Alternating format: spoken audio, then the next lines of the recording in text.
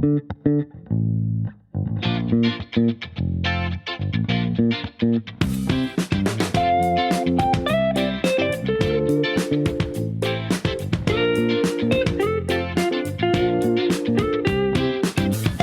everyone, thanks for tuning in. Welcome to Onsite and Offshore, a dedicated podcast for professionals involved in offshoring projects, where we chat with business owners, project managers, analysts, and software developers who have successfully supported their overseas clients from India, and also connect with entrepreneurs who outsource the work to offshoring firms. I'm your host Suresh Ashok, founder of Congruent Infotech, with a passion for selling and supporting offshoring projects. Introducing our special guest for today's episode, Mr. Asish Datta, the Chief Operating Officer and Chief Financial Officer at Congruent Infotech. With over 3 decades of valuable expertise, Asish embarked on his professional journey as an audit officer before venturing into the world of IT. Initially serving as a functional consultant, he has since ascended to a leadership role within Congruent, where he has played a pivotal role for the last 2 decades. Under his guidance, the company has consistently achieved remarkable year-on-year growth in year earnings, while also witnessing a substantial increase in cash reserves, investment, and employee satisfaction. Furthermore, Ashish is an acclaimed author of 2 books, The Leadership, Navigating the Dark Hole and Sandwich, The Real Art of Team Dynamics. Welcome to the Onsite and Offshore Talk Show, Ashish. Yeah, thank you very much, Suresh. Thank you for having me here. It's indeed my pleasure to be with you here today. Thank you, sir. It means a lot you allocating some time for us. Ashish, as you know, started this podcast dedicated for the professional involved in onsite and offshoring business. And you're someone who has spent, you had a remarkable career so far, I think close to 20, 30 plus years, Ashish, in managing international businesses. Yeah, more than 3 decades. Oh, fantastic. So, Ashish, can you recall the starting point of your involvement in international projects? Do you remember the first client you worked with? And do you remember any specific task that was assigned to you? I mean, this is our signature question, the theme of our podcast. Anything that comes to your mind, Ashish, when you started your international, working on international projects? So I will say, in terms of international projects, working with international clients and projects, what the beginning for me was not in IT. Right. It was in accounting and commercial. Mm-hmm. And from 1992 to 2000, I worked with a German company. So there was a lot of interaction with them. But the first interaction in terms of a project was our SAP implementation for the unit. That's where I worked very closely with the German counterpart, even went to Germany. Mm-hmm. So that was around the year, I guess, 95 or 96. My first taste of working on a project which is IT related with international clients. In this case, it was the German. So that's where it started. But thereafter, as I came into IT, there have been many that I have interacted and worked with. I have personally implemented a lot of solutions. Thereafter, Maldives was one place where I have done many large-scale implementations. And thereafter, I have been interacting with clients at different levels, both as CEO and CFO, accounts manager, as well as functional consultant. So I would say my very first, if I remember, was around the year 95, 96 on the SAP implementation for the unit. Right. But prior to that, you were an audit officer. So even while working as an audit officer, you had the exposure of managing international clients. Am I correct? As an audit officer, it was more in India. Right. Okay. But then at the same time, I worked for a company which has its roots abroad. Mm-hmm. That was that time called KPMG, the offshoot of KPMG. So there was interaction with that client, but in a very limited manner. Right. But mostly in terms of clients for the audit, it was more in India. And the first task where you spent a large amount of time was for an SAP implementation. That was an IT project. Yeah. No, that was again, I was then the heading commercials for a factory. So we wanted to implement SAP. So I was inducted into the core implementation team. Mm-hmm. And as part of that unit, core implementation team, I was involved in that project. Right. And how did this journey happen, Ashish? Because you started your professional journey as an audit officer in 1986 and remained in the accounting field for close to 14 years. And by in 2000, you decided to transition into the IT industry. Could you elaborate on the reason behind this career shift and what influenced your decision to pursue a career in IT? So, Suresh, this phase of where I made the transition to IT was not a very good one because you have to bear with me for a few minutes to talk about where I came from. Of course, I am a chartered accountant, Right. and I started my journey with an audit firm, of course, and it was in 1991. I made a shift to the corporate sector from the audit firm. Right. And as a chartered accountant, when you're in an audit firm, you get a lot of importance from clients, right? So you work with them. At that point, they used to look as auditors were God. And I got used to that culture. Okay. And as a CA, somewhere on my head, I thought I knew everything. So when I came into the industry, it was a rude shock for me. Yes, I knew technically what is to be done, but I had no clue how to manage people. Right. So that was a time I had a very difficult period.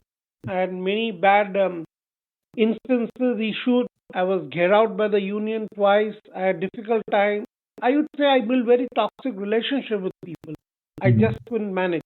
And I left about 2 jobs. But people are also very happy to see me go because they were not happy working with me. Now, after that period, there was a second job, I think, when I wanted to again move out because of that kind of situation. And of course, I also could not handle politics. I could not handle the inter-office issues, anything related to people. And then I started looking for another job. And I could not get anything in Kolkata, where I was at that time. And that's when I had to come to Chennai looking for a job because my cousin was there. And then he said, look, IT is booming. And now that was about the end of middle of 1999 when we started a discussion. I was looking for a job in accounting and commercial in Kolkata. I could not get. But he said, why don't you come here and look around? Because now a lot of companies are looking for consultants who have business knowledge because the technical people are not understanding. And I was not getting something, so I came to Chennai, and that's where I got an opportunity as a function consultant. And that was my start. So I would say it was accidental. It was not a good situation when I came in, and it was definitely not my intention to be in IT, or it was never a conscious decision. But once I came into IT, I somehow took a great liking for it. Even my first implementation onwards, I took great pleasure and passion, and people started respecting me also for my knowledge, my business knowledge. I found a lot of interest in that. So, from the middle of 2000, I would say. Right. And that's why my journey in IT started. So, it was not a conscious decision. It was more a situation of being a toxic leader, not being able to work.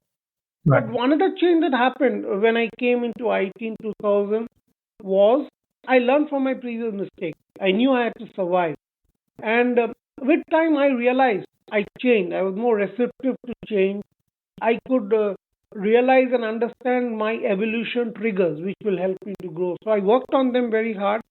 Plus, I took a liking for function knowledge, and my understanding of business was respected by people because I had very deep function knowledge in terms of the business, in terms of marketing, and that's when my journey started. And I'm extremely happy to be in the IT industry for the last 23 years. Right. And being a CA, what all learning you went through to move into the IT industry as a functional consultant? Do you think working in the accounting background helped you in any which ways to work in the IT sector in terms of being a functional consultant for a software product? I think it's the experience of working in the business as a commercial manager. That's where I don't think that you're a chartered accountant just because you're a CA, you know business. Right. Somewhere it is more about using that knowledge to learn business and use it in business. I think that's what I did. My experience, as I told you, those years, 1991 to 2000, were horrifying. But then that experience of how it works and what I should do really has stood me good. I became more aware of myself, one, and I also in those 9 years learned how to do business with people, how to learn, how to understand. So the knowledge helped me to get the job, or rather than being a CA, but more that helped me to have a better understanding. Yes, just because I was a CA, I could pick up the business part of it faster. That much I would say. But it is more my experience of business and the kind of exposure, although it was adverse, it really helped me. That is what I would say. But yes, being a chartered accountant does help to understand business better. Fantastic. And as both the COO and CFO of Congruent Infotech, what are your main focus or what are the main areas of focus and responsibilities in each role? So I would divide it into two parts. First is what defines my success as a COO and CFO. So first, what are the success factors? That is what I would like to talk about. And to me, my success factors are, but before that, I'll trace back a little and, or maybe I'll come to that later. But let me talk about my success factors. Right. I would be successful in my role if I can give quality solutions, because that gives you repeat business, as you know. Right. Because in our kind of business, referrals and repeat business is more than renew business, as you know well. So giving quality solutions to the client is very important. That's my key success. You can say my KPI. My second KPI is that if I have to give good quality solutions, I need good people. And so I need to hire good people. I have to keep them motivated and engaged in the organization. So I have to retain them. So I have to do whatever possible in keeping my employees happy. So that is my second factor. And the third factor is to keep my employees happy, I have to also spend money on them. So building the company financially strong so that we can withstand the pressures, because there will be ups and downs in projects, building the cash reserve. So my success factors are quality solutions, employee satisfaction, and building the company's cash reserve. Now, if I have to, so my role becomes how to give quality solutions. Right. One, of course, to set up the right processes and systems so that everything works as per the process and system defines it. The second part is employees. Take care of your employees in whatever way possible, be it in salary, be it in training, and whatever way you do. And properly manage your account so that you can keep building, properly invest that money. So those are the areas of my doing which leads to the success. But one important point that I've realized is it is not about the profit of the organization, which defines me as a CEO and CFO. Because if the company is making profit, everything is good. It just works. It is rather in bad times where the company's valuation still stays strong. You can run the company even without projects. I think that's the real key success factor to me. So that's where the building cash reserves and valuation, despite up and down in projects, is very key. Employee, how you keep the employees motivated in different ways of training, compensation, benefits, whatever, and giving that. So these are the main areas of my responsibility. But if you round this all up, my job is to build that kind of environment where people can function. Like in US, if you go to US, can you drive right hand? You can't. Left hand? No, you have to drive right hand. Right. In India, you have to drive left hand. And here the signal is a guideline, as you know. But in US, it is not that. So it's an environment to create that when people come in, they automatically work towards this. So my main job, if you override it, is building the right culture within the organization. In encompassing these three things: quality solutions, employee satisfaction, and company stability in terms of strong company valuation and results. Well, absolutely, Ashish. I've witnessed that during my brief tenure in Congruent Infotech with you. It was limited in terms of interaction with you, but still, I think the one thing I would like to mention over here is you have never been negative in terms of interaction with anybody. I've never seen that. I think I was with Congruent Infotech for a period of 1 year, if I'm not wrong, 1.5 years. Not even once I would have walked into your room and you sent anything negative, irrespective of the sales was coming in or not. I've never experienced that with you. I'm sure, that's the way everybody else in Congruent Infotech feels that as well. And Ashish, you mentioned about process. Sorry, go ahead. You want to say something? No, so that's very important. If you really look back at the history of Congruent with money, right? Like it is he who promoted it. It got into the blood of the organization, and he has played a big role in that, giving us the leeway, giving us that space, and because it all comes from the top and it cascades down. I think that's what has happened in our case. Sometimes you don't, when you come in, you have to follow a certain pattern that you can't miss. Like I said, you get sucked into the system. Right. That's a very good thing because that's the kind of culture I am trying to define. That if anybody comes in, will have to work in this manner so we get the results. So it comes from the top, and money has really built that in that direction. Yeah.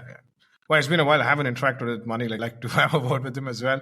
And Sure, Asish, yeah. you mentioned about process and system. Do you want to talk about any real incident? Like, assume you were not happy with certain things happening in your office, certain culture, or certain process which existed. You want to redo it. Anything those sort of thing comes to your mind, like where you felt, yeah, like after There are implementing, many to yeah, talk about. yeah, There after, are many to talk about. right, And before that, I will talk about process and systems is something that has to be in place, but it was in place. But sometimes people don't appreciate why we have a process and system. So it is not mere to about a change in process. It is more to change the mindset of the people. I'll give you a simple example. Even now, when we are working from home, or we did during the pandemic time, I insisted that people fill up the leave application form. It is not that we don't trust people, and it could be a very simple thing. Filling up even timesheets every day, right, filling up your leave account. So my process starts with basic because that's what builds your discipline. And as the organization grows, unless we have a discipline and system, like in a cricket match, you can't bowl under and over and as you wish, right? There are rules and regulations that has to be done. So my process implementations, one aspect of it is to build that strong discipline into the system, although it may sound very silly. It is not that we don't trust people. I have focused heavily in this area. uh-huh, I have invested heavily in this area to make the systems more user friendly, should I say. But I've also insisted more than the system investment for people to really do it in that manner. So the insistence of the process has been even at the very basic level. That's one thing that I have done. The second thing, a process is to give you a guideline, is to define. If you have set rules and regulations, it helps you for any new person in terms of environment. That has to keep changing with time. What has worked before has not worked. Let me give you again a very simple example. Timesheet. You fill up timesheet application, but there are projects where the client expects them to, our people to fill up on their website also. I can't ask them to fill up twice. right, So to keep changing the processes that they don't have to do twice, but they keep how you can port the data. I have always insisted on this from a discipline point of view. That's one aspect. right, The second point in terms of my process has been that data and information should be always available. mm-hmm, Project data, other data. So I have implemented process from that angle as well. I have never implemented process to pull up people, and that is never my intention. right, In terms of that, we have revamped the leave application system, we have revamped the timesheet system, and now this year we are completely revamping our HR system. We are investing heavily on it. We are investing heavily on a project management system. What is the objective here? First, people must be disciplined, because as you grow larger, now we are more than 250 people. Earlier when I joined, we were just 55 people. It is not possible to manage everybody unless there is a discipline and environment for that. That's my objective. right. The second objective is for people to have a guideline, okay, so what to follow in which situation. The process defines that. And third, have data so that we can take info. We have report at the right time and can take timely action. So I have always insisted on that. And this year, I would say I've invested heavily. I've told you we're revamping the HR application totally. We are scrapping our old systems. We are going for a completely new project management system. We have brought in a new project consultant who is advising on the different processes. So we are investing heavily. At the same time, I am sensitive to changes because the systems have to change according to the situation. We also do that. So my objective of implementation where we invested heavily are these three, and I am continuing to do so. Fantastic, Ashish. Thank you so much. And Ashish, what kind of resistance have you faced when you implement a huge process like this? I mean, as you said, it's a basic thing people have to follow. But again, with over 250 employees working in different regions, different countries, what kind of resistance have you faced when you're trying to change a process which existed before? the employee resistance as well as the management resistance. Do you want to talk about it? Give some highlights about it.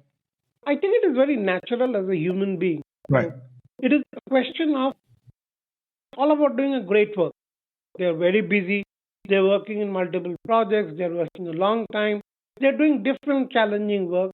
And these things don't come into their priority list. Now, that's understandable, but at the same time, it is important. So it is more of telling them that this also needs priority. Right. That is what is important. I do understand their position, Mm-hmm. but when you want to really bring a change, my own feeling is that it doesn't come by consensus. You have to first push them, force them to do something, and when you force them, then it goes into their blood and they understand the benefit of it. So I would put it that way. I understand their point of view that it is not a priority item, it is not a defined, they do it, but I want to change that to a state where I first will enforce that you need to do it, and slowly they understand the benefits, and that's my process of implementation. And in that there are challenges. As I said, people don't give this priority, so it takes a bit of time, a lot of push to implement something, and slowly it becomes change. It has changed a lot, and it has to continue in that way because new people keep coming in every day. Again, you have to start working on it. So I would say lack of prioritization has been my main bottleneck which I face, which is understandable. They're not doing it knowingly, but there I have to push to get things done because I can see the benefit, and they're also seeing once they start implementing. But the initial thing has to be a force. Okay. So which team resists more? For example, under your umbrella or under your guidance, you have the accounting team. I'm sure you will also interact with the sales and marketing team and the technical team. Which team do you find, any process you implement, you find it difficult to implement and interact with them? I think it's a very general thing. Accounting could be more disciplined because in any case they have to do accounting. Right. But if you take out accounting everywhere, people are more forced to give quality solutions, get new business. How much would be going into the process to document what you're doing, to what you're doing? So I would say it's a general problem, and it is not only in Congruent. I think it is everywhere where you have to keep pushing to get things done. So I wouldn't like to mark out somebody very specifically that that's the problem. It is a lack of prioritization, I would say, because they're already pushed to give work and projects are challenging and they have to get business. And the point is they're getting business. They're getting the work done. We're getting repeat business. In that case, what do? You have to push to some extent so it gets into their blood. And if they have genuine problems, to handle it. But I would say it's a problem not only in our organization, everywhere. And we have to deal with it. Right. And as a chief financial officer, I believe your primary responsibility is to ensure the financial well-being of the organization. So when developing the annual budget for the company, what specific areas do you prioritize?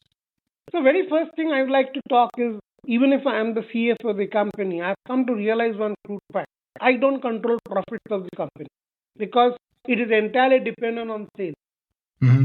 So if the sales is not there, you can't expect me to show profit. Right? Right. That's not in my control. So the very first thing that I have been clear in my mind is my focus area is to build the company's reserves, to make the company stronger. So even if there are no projects, I can run the company for years.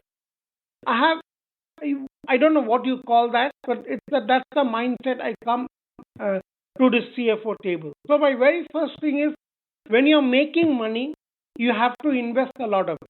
How do you invest? So every day I see how much you're investing and what you're doing. That's my real focus.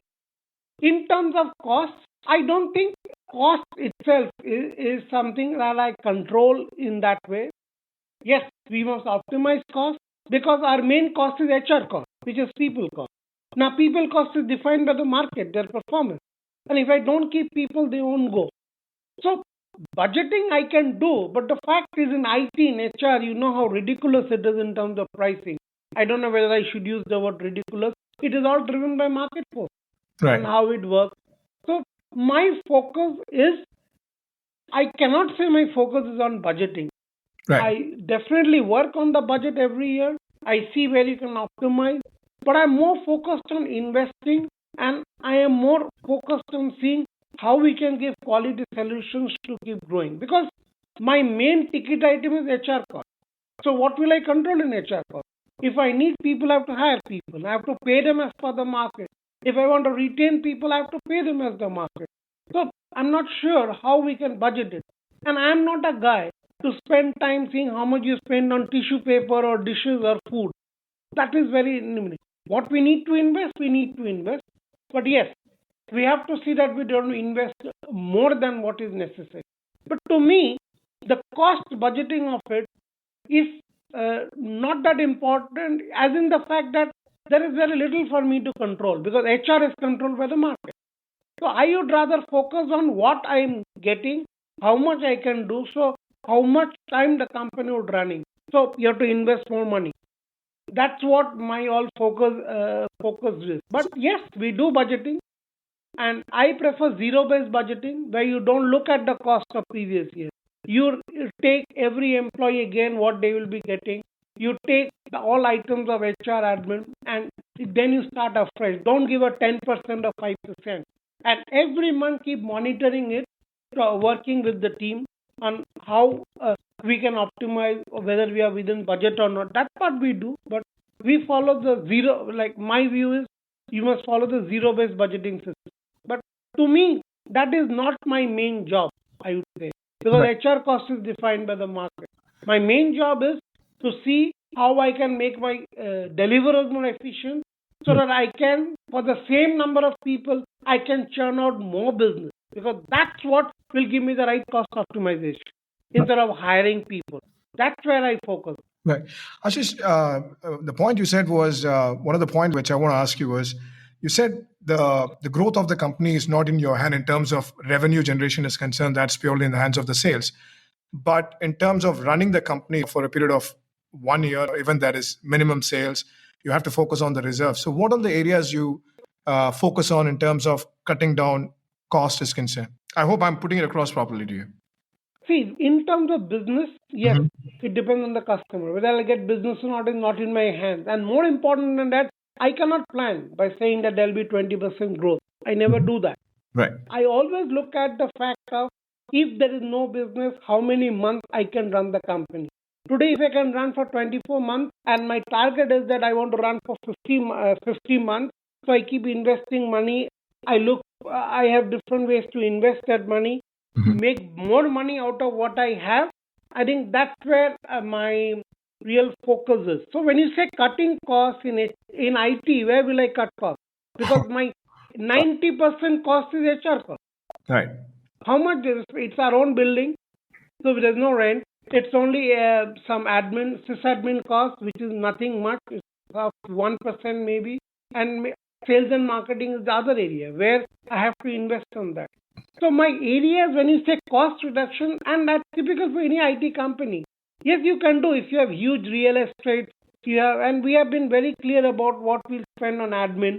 So there is very little scope for me if you think about it. So I am more focused on doing more with the money I have, making more people more productive, investing that money, and from that investment make more money. How I'd be focused in. But with cash items to Right. reduce, my scope is very limited. Right. And what type of investment, Ashish, you're talking about? I mean, you've dropped in. It could be any. It could be fixed deposit. It could Right. be mutual. Another important thing, as you know, in our business is hedging, Mhm. where you guarantee with exchange rate. But now your exchange rate is thankfully in our favor, and most IT companies are making money out of exchange rates only. So I have to protect myself against fluctuations. When I do hedging, I have to ensure that I'm protected and I get a better rate. That's also a big area where the dollar converts to rupees, we gain a lot. So hedging is one area, investments is another big area. We have to do mutual funds and fixed deposit. Right. Fantastic. Thanks for the information, Ashish. And you've also started writing. I've seen your books available in the market now. As an author of 2 books now, Navigating the Dark Hole and Sandwich, what motivated you to embark on your writing journey? Okay, so this again goes back to, I would say, when it was on the COVID time. Mm-hmm. during the COVID time, a lot of realization stuck. You're sitting at home, you can't work, and a lot of realization. At that point, I was about what? I'm turning 60 this year, so I was just 2-3 years away from retirement. Right. In that way. So just thinking what to do now. How long will I work and what I should do? A lot of thinking, talking to my wife because we were only two people at home. Right. At that time, and so just thinking what to do, and then I somehow my liking has always been to train people. I don't know when this liking came. I want to share my knowledge by training people. I do a lot in Congruent also. So I thought I want to be a trainer. That's how all things come. So what should I do? And that was a time where I was looking to get trained as a trainer. So train the trainer program. So I joined a training in Chennai, which is called I think it was Indian Academy for Training and Development in Chennai, to be trained a trainer. So I got trained how to be a trainer, one. And secondly, also I joined Passionpreneur movement, which is you become a passionpreneur, how you can become an entrepreneur. I joined those groups at that time, and because I was interested to learn how to become a trainer. And one of the important action items of that was you have to build your credibility on the social media platform. That's how it started. And they used to give us plans. That one thing they did was every week we had plans. We had to do this, we had to do this. So initially I was very hesitant to make even videos. But then I was pushed. There was accountability, peer pressure. I started making slowly videos with my experiences. That is one thing I did, which I'm still continuing. Another area, what we were told was, how do you build your credibility through the social media? So there you have to make videos, you have to give quotes, you have to also write books. That was emphasized to us. And when one other thing that was told to us is, when you start making the videos, think of all the problems that you have faced, convert that itself to a book. That idea was given to us, and we were told these are the ways to build your credibility in the market. And I, in fact, I'm very thankful to my mentor, was Fatah Khan that time as fashion trainer. He wrote an action plan. This is what you should be doing, Asish. And I have followed it that way. But when I started following it, I have also liked it. Writing the book has been something where I wanted to give it back, and this was also a great way to put your thoughts together, to do training. So this is how this whole idea was born, my social media presence and making books as to establish a credibility, and I enjoyed satisfaction. My advantage was when I started doing the videos, the ideas came very easily for my book. Right. Well, I've gone through your website as well. I should thank the photographer. You have a good photographer, Ash. The first pictures you have here as a banner. Only thing is, I may be looking 20 years younger, right? No, I was wondering, what you were trying to say, because both the hands was facing upwards. I was like, what is he doing? I thought of asking you separately over the phone, but I thought I'll bring that in the conversation. Yeah. And so, could you elaborate on any obstacle you encountered during the writing process and how you managed to overcome them? Because that is a completely different thing, right? Been a CA and worked in IT, and then started writing books. Good, you had a good mentor, as you dropped his name in the conversation. Any obstacle you faced, Ashish, while writing the book? And what are the challenges you faced as well?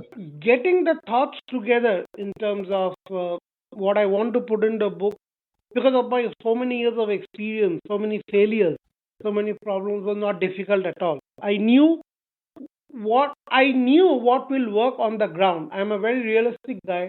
I know what will work on the ground. So I knew this is what people need to do, and I had it. The problem was, when I started putting it, I did not know how to put those words in terms of a book, because when you're training people, it's entirely different from when you're writing a book. So the idea was never a problem. I knew what to write, but how to put it was a very big challenge. I really struggled with that. And I really struggled for a long time, till I got somebody in Kolkata through a contact who really showed me the way. He told me this is how you should do it. He was a journalist, and he showed me this is how you should write, and he gave us some samples. I worked with him. I think that was a big everything. And even after writing also, it was not coming out well. So I had to go to different people, editors, who gave me perspectives, and I had to think about it. So my post idea converting to book, how to convert it so the readers find it useful, where you have to give your stories, where you have to give theory. That was a real challenge, and I would say I'm still work in progress. I even now I'm thinking about my third book, which will come out middle of next year. Even then, I have all the ideas, but how to put it together, that's where is a challenge. And one good thing I know nowadays, I have got one or two people who have that editorial mind to help me out. So that way I'm assured, and that's not something I'm going to do at all. I'm going to pass it on to them. But my initial hiccup of 6 months was I just didn't know how to write my ideas and thoughts. That's where that person gave me a way. This is how you should write. This is how you should do. That was really helpful. But the first 6 months was a real struggle. It is even now a struggle, but now I know. I have my ideas.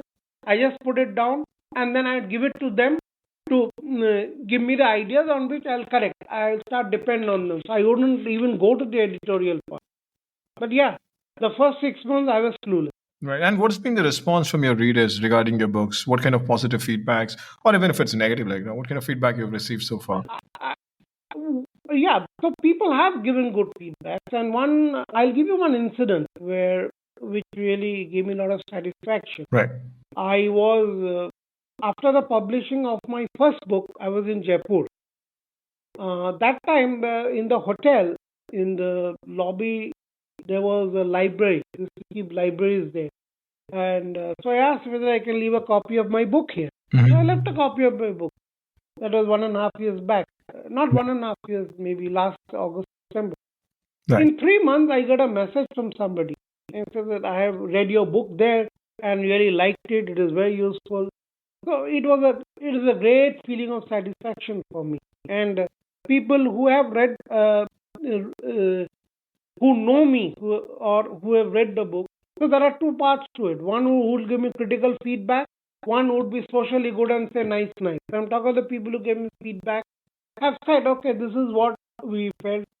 Because one of the things that they liked about my book is I have written in very street-like language. My English vocabulary is not that great, one, and I don't prefer. I put it in action plan and in terms of stories. So I have got a lot of appreciation. I have also got feedback, right, for that matter. Feedbacks in terms of this is where it is not clear. Why didn't you put a summary page here? So I have not heeded all the feedback because some I feel should be there, some should not be there. But I have got very constructive feedback as well as appreciation. That in Jaipur, that person came back and wrote and appreciated my book. I think that was a real validation moment for me.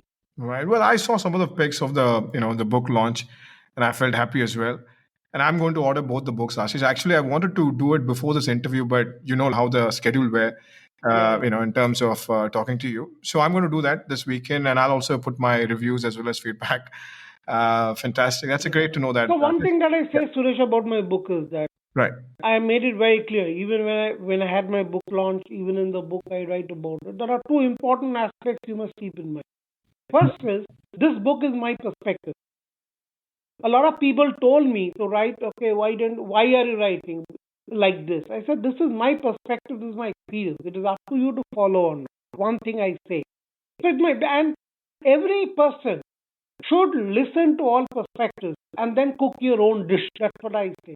What works for me will not work for you. But at the same time, I'm giving you all the ingredients. If you know my perspective, if you know 10 other perspectives, you don't know which will come to you to use one. You will be richer with that perspective. So it's my perspective. It is not for people to agree or disagree. The question is my perspective understandable to you? That's my first point. And second is, I've said that in my book, I've written a lot. So people have also asked me, and I've addressed that question, do you follow yourself 100%, like walking the talk? And I made it very clear, no, I can't. I do not. Sometimes I do. Sometimes I falter because people change.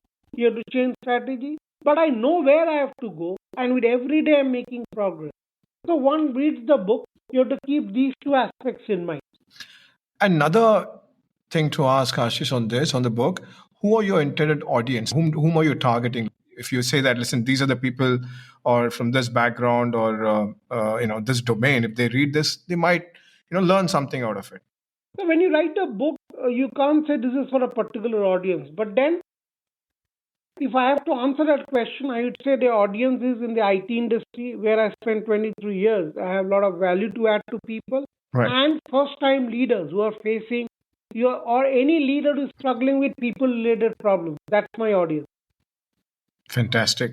And when you're planning to publish the next book by next year, right? Mid of next year? Yeah. Ajay, then as I said, this podcast is, the theme of the podcast is on-site and offshore. And Congruent Infotech has been in the business for the last 25 plus years now. Yeah. What value does Congruent offer to its international clients as an offshore partner? I think the very first thing, if I have to talk about Congruent, is we are very grounded. We set the right expectation. Right. That's the key about we don't promise the sky. We are very clear in terms of what we can deliver. And we give the right picture and we are very grounded. That is one I would say about Congruent. We set the right expectation. Secondly, I would say the personal service that we give. Individual. It is for every client, for every individual, the kind of attention that we give. I think that's something that stands us out. Mm-hmm. And of course, quality, reliability is there. That is there for anything. But I would say we are very grounded. We are very realistic. We don't promise the sky. We are always very upfront in what we can do and not do. We give personal attention to people. That's the second point that I would like to talk about. And third is, of course, understanding the problems of the client and trying to do our best, whether we agree or not. I would say these three stand out for me, my own experience in Congruent. Right. And when you say grounded, can you give an example on that, Ashish? I mean, with any case? No, so the point here is about grounded is the customer wants this. Mm-hmm. If we cannot give, we say we cannot give. Or you cannot do, we will not be able to do this. This is not advisable for it. I will give you an example from my own case. Mm-hmm. In the year when I went to Maldives, correct? And they wanted to do because I went for requirement study for fixed assets implementation. But when I went there, I said, no, I won't do fixed asset implementation. I want to first study your system. They're very unhappy with me. Right. I want to first understand your problem. I was upfront about it. I didn't understand their system and then told them fixed assets is not your problem. I'm not going to do fixed assets. This is what you need to explain to me.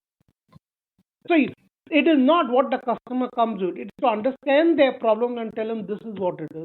And also be very realistic of the date, what you can deliver, what you cannot deliver, mm-hmm. and be very clear. Set the right expectation.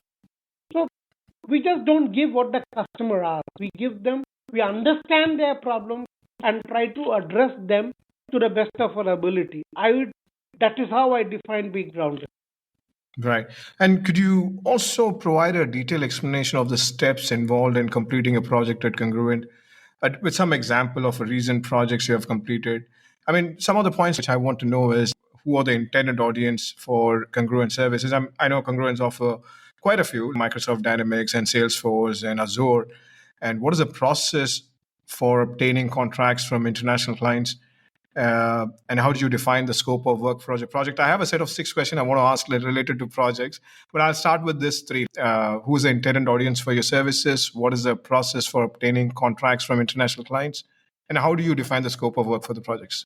As you know that we are primarily offshore. Right. Although we have some on-site presence and people do travel, but we are primarily offshore. Right. So we are very clear about that aspect that we are offshore. So the people who work with are our Microsoft partners and other partners who get projects and whom we can deliver. So it is you're going to develop something or you're going to enhance something.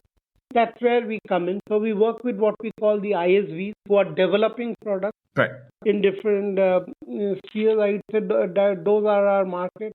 End users who want to develop something or revamp their system. I would say these are the people who are looking to build a product, enhance a product, mm-hmm. or develop a solution. This is where we come in. However, with time now we are also extending night support. We have started moving into support in a slow manner. So end users and ISVs are our primary focus. We have in recent days also worked with not-for-profit organizations because they want to also improve and revamp their system. So that is a third audience that we work with. And our Microsoft partners who get projects from their clients and we execute for them. So our end users, ISVs, Microsoft partners, and non-profit organizations. Right. And what is the sales process like, and how do you go about obtaining new contracts? Because, as you said, Congruent is purely offshore, and you guys take pride in working from offshore teams. Right. Yeah. Go ahead. Right.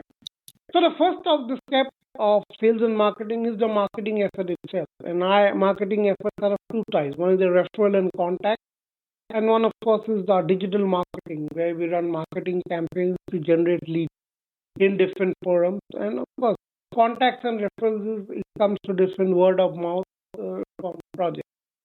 So that's the marketing part of it, and then comes to sales. The first part, of course, is to qualify the prospect. Right. And whether we can really service the client. As I said, we are very grounded. We are very clear upfront what we can do or not. And then at that point itself, I don't think we have a solutioning of pre-sales team separately. It is a part of our technical team. They get involved to understand whether we can do what they want, understand the requirements. That say we have the pre-sales study, understanding the requirement, giving a proposal is the next stage, where both the business development guy as well as the project team is done. Once that is done and the project is signed, there's a negotiation. Project is signed and the project gets kicked off. So at that point, the handover happens to the technical team. The technical head is now in charge of the project.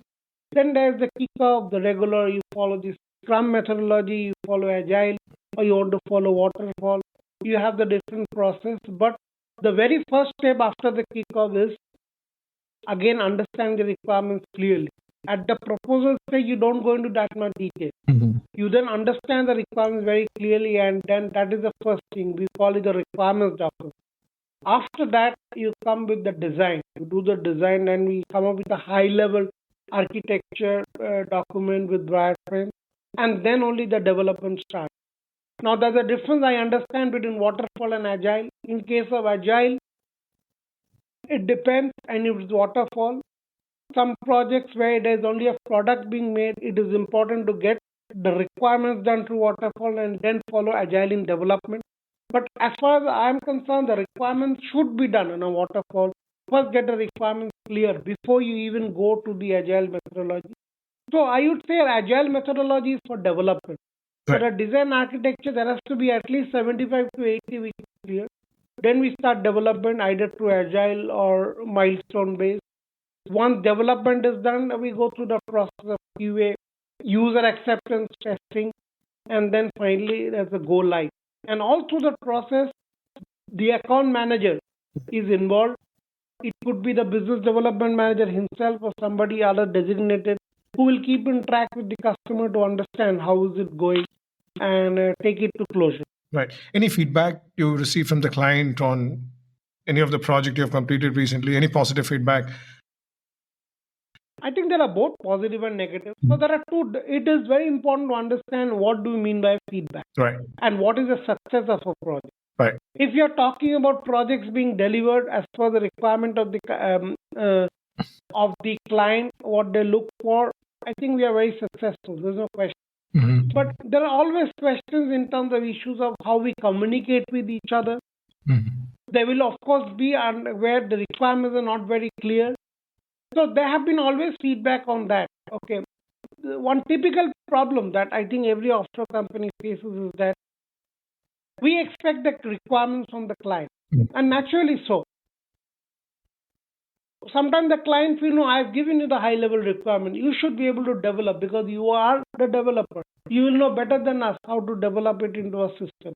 I believe that tussle is very important. That big area that we face a challenge. We said, no, we know the requirement, but you should also understand what is that you look for. What are your problems? You give it to us, then we'll convert it to a technical language and give it. That is the problem. I would say this is a big challenge area for big projects. One. Second area is to understand each other in where we are working, what is it, and that takes time. So for long periods which have run, because we are running projects for 5 to 6 years, the initial first period is always a problem. There are complaints, there are issues, there are tensions. And for this, Suresh, I'll take you back to the team evolution. It's forming, Right. storming, norming, and performing. It is exactly the same. The first period, you're getting together, you sign a contract is good. The next period where you get into the requirements, no, this is not what you said during the project stage. So there are always problems in this, and I think lot of there will be frustration, tension. So I cannot say this is good. But once you have crossed that period, you stabilize at a development, then it becomes smooth. So the question of success is, yes, we are delivering, but the problems in this journey are always there because there will be initial problems to understand each other, what the requirement is, and that happens very frequently for us. I cannot single out one project to say success or failure. Right. Every project is a success because we are delivering. But the effort to go into that, the challenges that we face, I think are common across projects. So I'm redefining the success and failure in that regard. Fantastic. And I can recall my conversation with Mani when I was working under him. The one thing when he used to tell his client was, take this as an investment for the next 6 months. That's the way you should work with the offshore team, build it up. And also, when you said scoping of work, have proper documentation. Just because someone giving you a requirement doesn't mean you jump and start the work. Have a clear-cut scope of work, define the proper prepare a proper documentation, then get into the agreement with your client before embarking into the journey of development. Correct, Ashish? Oh, absolutely. I think that what Mani has actually said the way I have learned expectation setting from him. Right. He's very clear, very grounded, and he set the right expectation. A lot of times we have people working who are not that great in communication, is the way we understand it, correct? Right. But if you set the expectation with the client, okay, you may have a problem to understand each other. Imagine what big change it will bring. So expectation setting up plays a very big role. And it goes back to my theory of leadership also. Right. Despite your best efforts today, every day you'll face problems. There will be challenges in every project. It's a question of how you manage those challenges. I think that is where the success and failure is defined. Ultimately, you will deliver the product. There's no question about it. But how you manage those challenges, how you set expectation is the real, because every day you will face problems. Expectation setting, plays a big role, and I think Mani has led the way in this. Like the 6 months he says, you'll have problems. He upfront says. Yeah. So you set the expectation, okay, I know there will be a problem. Right. If you can overcome that, setting expectation, good communication, setting realistic, you will be able to handle the challenges better. But in every project, there are challenges. Absolutely. Requirements are not clear. They look at it that way. We think about it, and they're very natural to do it. So you ask me which project is a success, which is a failure. I would say every project is a success, every project is a failure. We ultimately deliver, but the challenges in between is always there. It is how efficiently you manage those problems and challenges is the key. And I think we are doing a fair job in that by good expectation setting and good communication and account management. That is how I would put it. Well, absolutely agree with you. I've recently, I'll give you an example where I received a piece of work on Dynamics work from one of my clients in Germany. And there was a communication gap in the sense, he shared a scope of work and he was asking for an estimation. And I responded back, give me 2 days, we will come up with an estimation. And he understood as within 2 days, we will complete the development work. And it went on for a while, and I received an email, listen, this is not done. You guys are delaying it, more and more. And I said, listen, I just told you within 2 days, I'll submit the estimation, not the development activities. So yeah, I've experienced that as well in terms of communicating to your partner or your clients properly. That makes a huge sense, Ashish. And do you believe the offshore? In fact, I would add to this, Suresh, that I'm going my own one experience. Mm-hmm. This is what that somewhere, I think it was in Maldives, if I'm not wrong. Right. So I was meeting a company, the executive director of finance, for changes. And so after giving the requirement, I said, I want this done. Can you do it in 15 days? That was the point. Yeah. And it's a big thing. And I was getting a new entry into a company. And The natural tendency is to say, okay, yeah, we'll try and do it. But I don't know what happened to me that day. I said, so I cannot tell you right away. I have to first understand your system and tell you. I really cannot tell you. And I was very scared. He will drive me away when I said that. Right. But after that, he said that exactly that was the reply I was expecting. If you said you'll agree to 15 days, I would have not given you the project. Okay. Whereas in the first client, when I did in Maldives, I said, I won't do fixes. Sir. Why have you? Why? They asked, so why? You have been asked to do, you just said, no, I won't do it. Because that's not your requirement. And I told them, and they understood that with time. It really helps, that kind of expectation setting. Because challenges and problems will be there. It is how effectively you manage.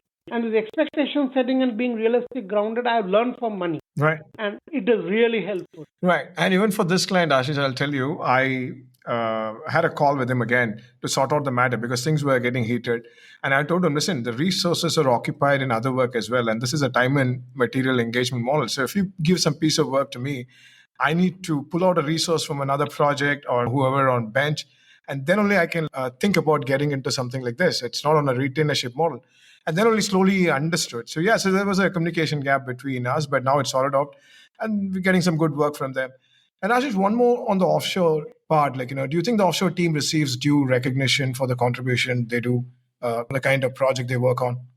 That's a very, how should I put it to you, difficult question from you. I'll tell you why. The reason for me asking you this, because I interact with lots of people on a day-to-day basis as a sales guy. Every time people throw me this jargon of cheap labors, the Indian guys don't understand, they don't get the work done properly, there are lots of issues. But when I look back, the kind of development activities our guys are involved in, that is when my mind changed. Listen, it's not the way, on and off, there may be some failure in terms of delivery is concerned. But on a large scale, the kind of work what team does from offshore, I think that's been remarkable, Ashish. So let me answer this question in 2-3 parts. Right. The first question is there are some people, some resources who directly work with the customer. They are recognized for their good work. We get good feedback. They are. But there are a lot of projects where it's only the project lead talking and there's a big team at the back. The appreciation could come for the team in terms of the overall work they're doing, but individually it's very difficult to do. And there are a lot of times where customer raises a complaint, whereas our team feels we have done our best. In this case, I think again that expectation setting is very important. And that's what I tell people always, that if somebody is complaining to you, it is your job to ensure that the complaint doesn't come again. That means if you are really doing good work, there is no good visibility to your work. That's why the complaint is coming. You're not managing the communication well. Right. You may be doing great technical work, but then that is not enough. Your work must be visible that you're doing good work. You have to give proper communication. You have to set right expectations. I think that's where the problem comes in. And we are lacking in that area. So I wouldn't go to say that they're not getting appreciation. Yeah, they're good technical people. Right. But people have to work in this area. And I go by my theory of leadership. You are the problem, you're the solution. If something is affecting you, you have to find a solution. Right. It is foolish to depend on somebody or to blame our client didn't say it. Now, you find your way to do it. So when you say there's no appreciation, I would say, are we doing enough to make our work visible? And I see a problem there. Fantastic. I think that's a new piece of information Shaman has thrown in our in the podcast show, because few people have said not enough recognition. But yeah, that's a new dimension of thinking. Yeah, I say it's their fault because then they have not made their good work visible. Right. And because a lot of time the client gives requirements. Right. The client gives a requirement or they give something and you can't speak anything in terms of the client to accept it. And then there are problems, or client is giving additional work, you can't say anything now. And then you start saying the client didn't accept, we did more for them. I said, it's entirely your fault. At the right time, you should have communicated or sought help. That's what will define your appreciation to the client. Not just your technical work is guaranteed. Yeah. So by your mere technical work, if you're looking for appreciation, I think we have a problem. Fantastic. And Ashish, what advice or suggestion would you give to a foreign clients who are interested in collaborating with Congruent for any IT projects? So one thing that I always say, it is not for international any client. Mm-hmm. look at our track record. Right. Okay. Just look at our track record and decide for yourself. Am I the only company? No. But look at my track record. Right. Companies are working with us for 13 years, 14 years. They're not fools. They're big companies. They're working with us. There are so many companies who work with us are continuing to work. I can give many companies who work with us 6 to 10 years. Right. There could be ups and downs, but they're continuing to get, if they have a requirement, they get back. Why do they do it? So that's my answer. You look back at our track record of what we are doing, one. And second is companies trust us. There are companies where we have started working with them, we build relationships, and they have asked us to build up new practices where we had no experience because they trusted us. So it all comes from third-party validation by our work. Why you should depend on us, and our track record proves it in that way. So that's my advice. If people are looking for, if you're looking for a trusted partner, then look at our track record, and you won't regret it if they come to us. And Congruent has also served some of the Fortune 500 companies. When I look at the client, Absolutely, yes. Amazing. We do. So I'm not going by the fact of whether I'm serving Fortune 500 or not. I don't think that's the criteria. The criteria is if I have a client, how long are they staying with us? Right. They've stayed for 10, 15, 16 years. Why are they staying with us? Because they're getting value for their money. That's important to note. I think that's what the defining point is for companies to look for offshore. More importantly, and I think I go back to my success factors, quality. If you have to give quality solutions, only then you'll get recognition. That's why they're staying with us. Means we're giving quality solutions. Right. And how we are able to give quality solutions? Because employees, our average employee tenure is more than 10 years. There are so many people who stayed in the company because they're earning out, because we're keeping our employees happy. And I can do it if I have enough money. So I'm building my cash reserves. See, it goes back to my success factors. If you fulfill your success factors, the companies, an organization will continue to work for you. And they've also given referrals, big referrals. Right. That all goes to show that, yes, you should depend on us. And we have a good track record. That is what I would say. And Asish, what website or portals do you frequently browse to stay updated on the latest technology news or any subject which you prefer reading on a day-to-day basis? I read a lot of books. I keep buying books on leadership and I keep reading. I'm a student for life.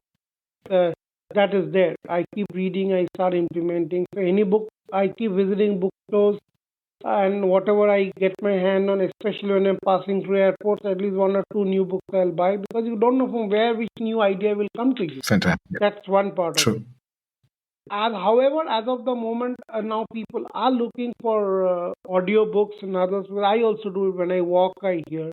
So I frequently visit LinkedIn Learning. I have found very big use of that.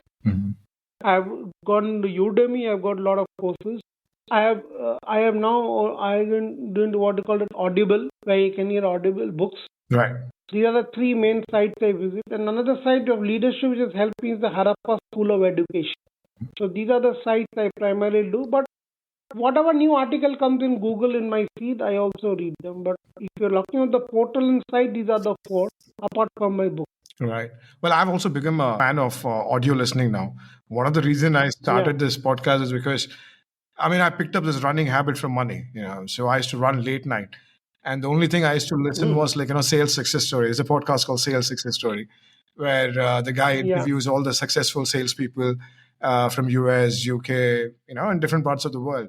And they talk about the target, how they achieved the target. So that is when the idea came in, I should also create like this, and ended up creating this on-site and offshore talk. And Ashish, the IT industry can be quite demanding, leading to a high level of stress.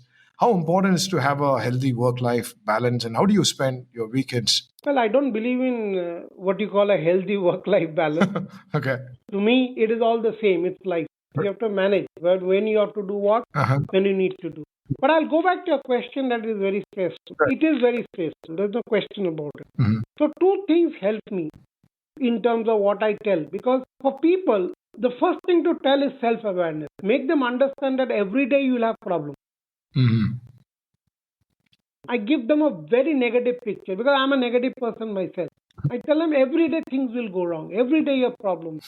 Be mentally aware of that. So when you're mentally aware, that's one. Right. And second thing I tell them is leadership. We are there as leaders because we have problems. If there are no problems, we are not required. Right. It is all a problem. If you can overcome your problems, you will get success. It is just not you overcome your fear. Right. So when you set people with that negative mindset, what happens is that people are more prepared to face stress. Self-awareness is very important. One. Second is, another important thing I tell people is don't believe anybody, including yourself. That's a very controversial statement. But what I, in a positive sense, expect things to go wrong at each stage. What will you do when you expect things to go wrong at each stage? You will be better prepared. You will have a lot of risk. Okay, this will go wrong. You will then automatically get success because you're resilient to face any challenge that come your way. So these mindset setting up is very, very important in IT, in leadership in general, anywhere, IT especially. And when I get a negative feedback from somebody, I pass it on to the team and they feel very bad about it and tell them there's nothing to feel bad. That's their perspective. Now you have to work on it to see what is good and bad and work on it. Prepare, face these challenges, and then expect challenges, expect things to go wrong, be better prepared. And when you face those, learn from them and become better. Like when there's a crisis, what is said? You should lead from front. I say you should hide. Why? Then your team will learn how to do and do better. Right. And then guide the team how to have love. Give them that training. But the mindset that they'll be stressed, be better prepared is very, very important. Have a negative mindset. I say people should be a negative. That's the new positive in the way you see it. Fantastic. That's very, very important, setting the mindset, because when you know when there's a problem and the disbelief mindset, you expect things to go wrong, you're always prepared. I know there's a project. I know what are the risk factors, what will go wrong, and I'm prepared. Okay, this can happen, this can happen. I'm better prepared. In fact, I become more successful. This is very important in the IT industry. This must get into the mid. Nothing is good. Everything is going to turn bad. That's the positive. And that's what I do. Right. Fantastic. And Ashish, where do you put your money for investment? I mean, you come from a healthy accounting background. What advice you would give to a youngster, and at what stage? I mean, I won't say what stage they should start investment. They can start at any time. How do you want to take it, Ashish? You prefer stock as an... Are you talking of an individual or an entrepreneur? Well, as an individual, where you put your money for investment, you put it in stocks or gold or real estate. And also what advice you would give some youngster out of college, starting their career?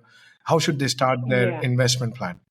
So I would give advice, not as an accountant. I'll give advice for my failures and what mistakes I have done. The very first thing is I bought my house pretty late. So I had to pay hefty EMI. So it is very important to start early and you learn from experience. Even now, it is very difficult for youngsters. I don't know what advice I'll give because it is your circumstances. But I can definitely say you have to start early. I am not a great fan of mutual funds, some are, but that's a personal opinion. I prefer fixed assets and debentures, which is fixed, and investment in houses. That's what you need. These are the three areas, and you must start very early. Your EMI is less, you'll recover less. So it is very obvious that you should do. I can talk from my own part. I started very late, and I really suffered. Right. Do you have a set morning and night routine that you love following, Ashish?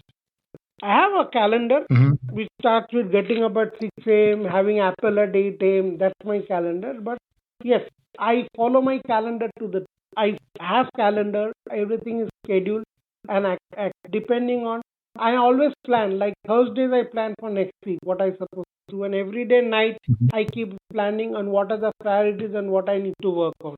So I cannot say I have a set plan, but I do work as a calendar and I keep revising and updating my to-dos, my calendar. Once I do it for the week and then every day I keep updating. Fantastic, Ashish.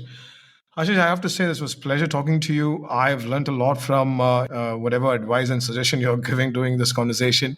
I really appreciate you taking time out of your busy schedule and having this conversation with us. Thank you so much, Ashish. Yeah, my pleasure as well, Suresh. Thank you for having me. Yeah. Take care, sir. Bye. Thank you so much for joining us today on Onsite and Offshore podcast. We hope you found our conversation insightful and engaging. And remember, if you enjoyed this episode, be sure to subscribe to our podcast on your favorite platform. That way you'll never miss an episode and will always be up to date with the latest insight and discussion. We love hearing from our listeners, so please don't hesitate to reach out with any question, comments, or feedback. You can find us on social media or shoot us an email. Goodbye and take care.